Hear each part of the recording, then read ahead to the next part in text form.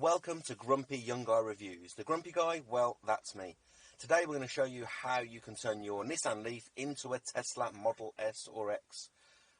Well, okay, the title's slightly misleading, but we've just put an iPad on the dash, I know. But actually, let's look at big improvements that we can make. So today is a short one, and it's all about how bad the infotainment system is and a very, very small upgrade on how you can change that and make a big, big improvement. So you can see this video is my first one in full 360, so you can have a little look around the car and also have a proper look at the setup and what we've done. So if you have a quick look over here, you can see that we've got an iPad. It's a standard 9.7 inch 2019 iPad.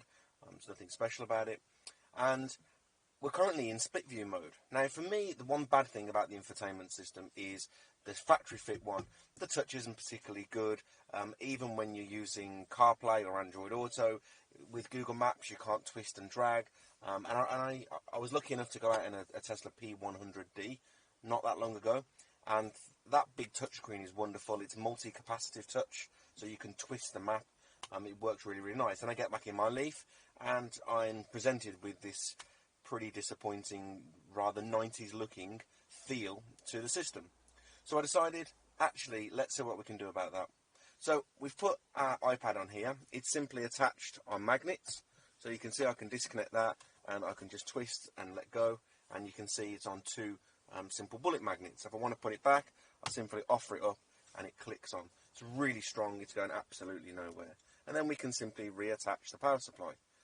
Now, personally I find that actually if I don't use the power supply, I can run for about 2 days and I don't need to connect it at all. The iPad batteries, they're pretty good. So let's have a quick look at sort of the display.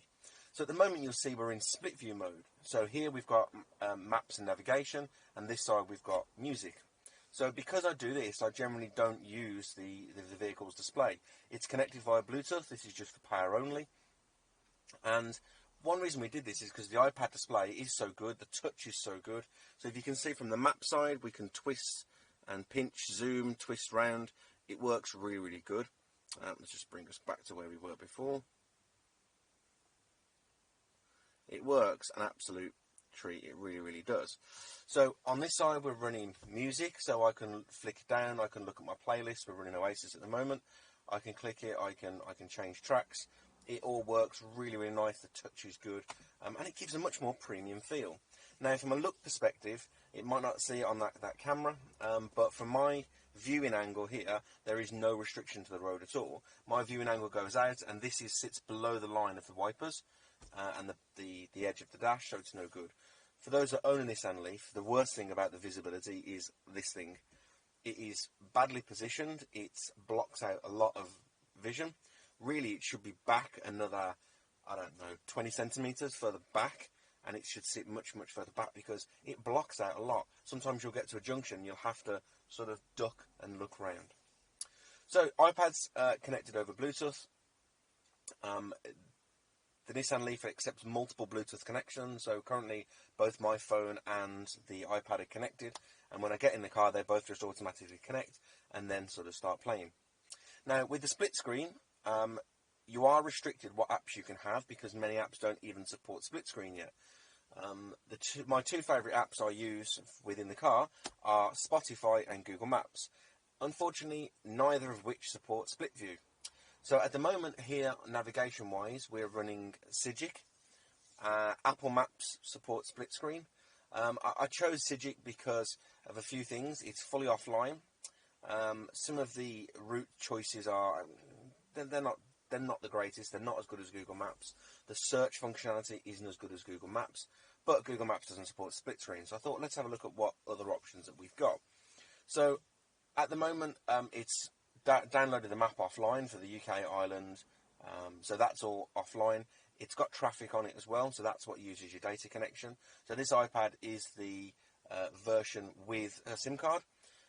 Please don't buy one without the SIM card for this, because the ones without the SIM card, without the cellular access, they don't come with a GPS chip. So it's not going to work in here. So if you're going to do this or you're looking at it, then you're going to need one with the SIM card. Even if you don't use the SIM card, but the SIM card ones, the cellular ones, they've got GPS chips in it. The standard ones don't have a GPS chip. So let's have a little look. One of the things we can do on this is we can change where the split screen is.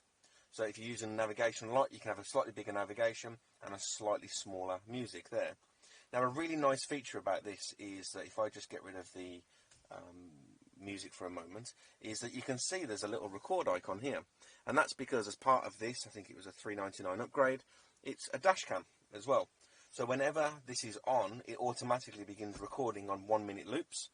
And if you, in the event of an accident, it will save the video, or you can press the button down there and it will save the video to your camera roll.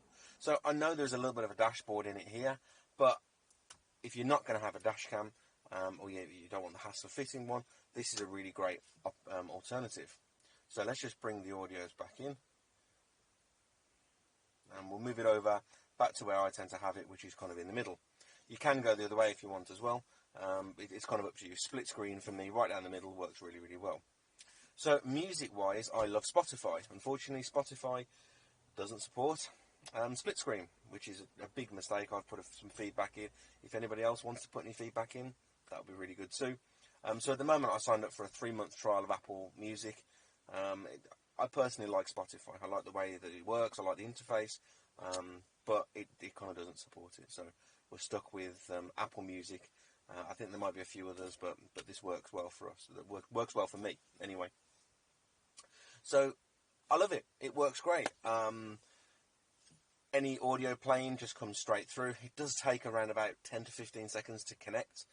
For some reason, I've got an iPhone XS and I've got an iPad, and the iPhone will always connect first. I don't know what I can do about it. I've tried renaming them. I've followed some tips. It doesn't seem to work. Whatever happens, the phone connects first, the iPad connects second. So the phone connects instantly, and there's about a 10 to 15 second delay before the iPad connects. So you're without music for 10 to 15 seconds. It's a bit of a bugbear. It'd be nice if they connected the way around. I've even called this AAA, and I've called my phone XXX to see if that helps in terms of alphabetical order, but it doesn't work. The other thing on here as well, of course, is we've got LEAF Spy. So we've got everything here at our fingertips for everything on the car. So I've got navigation, I've got audio, I've got system data.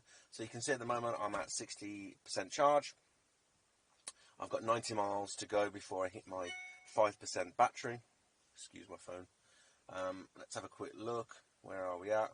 Again, it works really nice. The touch works great. You can see here my current state of charges. I have done 41 quick charges, and I've done 320 slow fast charges on there, and my current state of health is 94.45%. So you can see that from here I can flick between apps really, really well.